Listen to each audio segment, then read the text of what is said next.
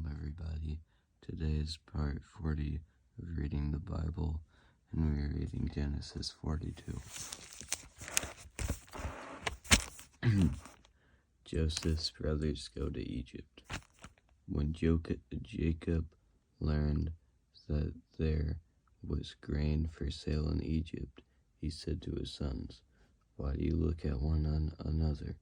And he said, "Behold, I have heard that there is grain for sale in Egypt. Go down and buy grain for us there, that we may live and not die." So 10 of Joseph's brothers went down to buy grain in Egypt.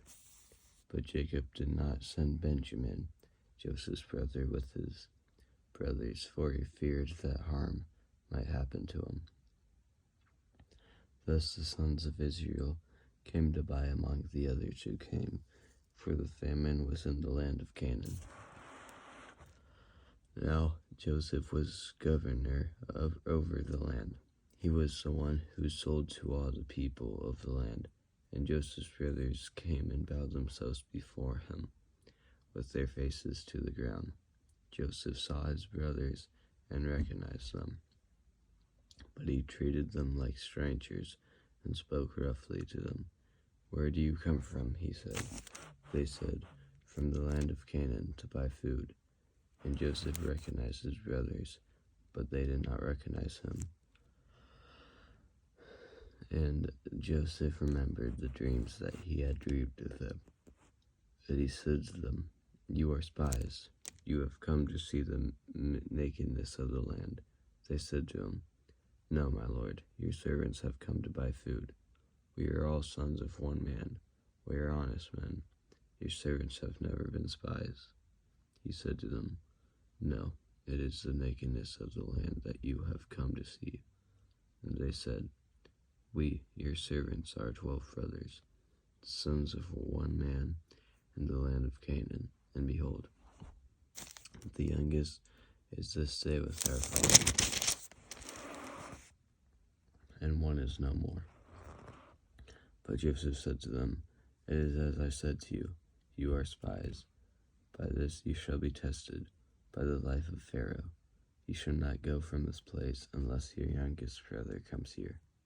Send one of you and let him bring your brother, while you remain confined, that your words may be tested, whether there is truth in you, or else, by the life of Pharaoh, surely you are spies." And he put them all together in custody for 3 days. On the 3rd day Joseph said to them, "Do this and you will live, for I fear God. If you are honest men, let one of your brothers remain confined where you are in custody, and let the rest go and carry grain for the famine of your households. And bring your youngest brother to me, so your words will be verified, and you shall not die." And they did so. And they said to one another, "In truth we are guilty concerning our brother, in that we saw the distress of his soul when he begged us, and we did not listen. That is why this distress has come upon us." And Reuben answered them, "Did I not tell you not to sin against the boy? But you did not listen. So now there comes a reckoning for his blood." They did not know that Joseph understood them, for there was an interpreter between them. Then he turned away from them and wept. And he returned to them and spoke to them. And he took Simon from them and bound him before their eyes. And Joseph gave orders to fill their bags with grain, and to replace every man's money in his sack, and to give them provisions for the journey. This was done for them. And they loaded their donkeys with their grain and departed. And as one of them opened his sack to give his donkey fodder at the lodging place, he saw his money in the mouth of his sack. He said to his brothers, "My money has been put back. Here it is in the mouth of my sack." At this their hearts failed them, and they turned trembling at one another, saying, "What is this that God has done to us?" When they came to Jacob their father in the land of Canaan.